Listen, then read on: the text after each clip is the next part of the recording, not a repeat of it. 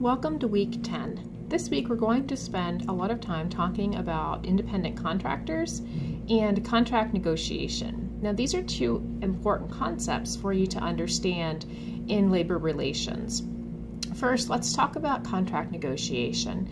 Now, as you're already aware, for our contract administration, we have many factors at place. So you have what the company needs, what the employees need, and then also what the union needs or wants out of an arrangement.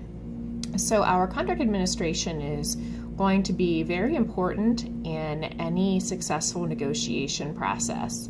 And the negotiation process itself is something that's outlined in our contract, our labor contract between union and the company. So it's some very important information to understand, and we're going to be spending a good amount of time with our text this week really delving into that. So how do we successfully negotiate a contract, and then how do we successfully administer that contract? So really important stuff to really focus on. Now, the second part of what we're looking at this week is independent contractors. So we need to understand the difference between an independent contractor and an employee. Now, as you're probably already aware, the federal government has a really great test which we can use to determine if we're asking someone to be an employee or if we're asking them to be an independent contractor, because there is a difference. Now, some of those differences specifically relate to things like when we ask the individual to work. So for an employee, we would set their schedule typically. Maybe they would work first shift, or they would work 9 to 5, Monday through Friday. An independent contractor, though, does not have a work schedule that is set by their employer.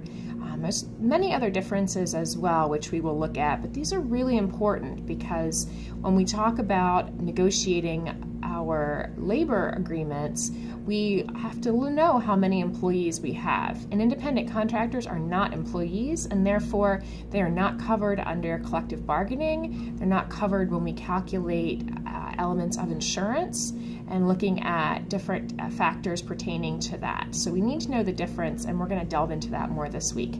Now, of course, you also have a discussion board. We're going to be talking about independent contractors there a little bit more in depth. And then you have a kind of on-track quiz, just to make sure that you know what's going on with our material and you're staying up to date with that. But it's not graded, so something to help you out, but not something that could affect your grade. So let's go ahead and get started digging into week 10. I'm excited, and I hope you are too.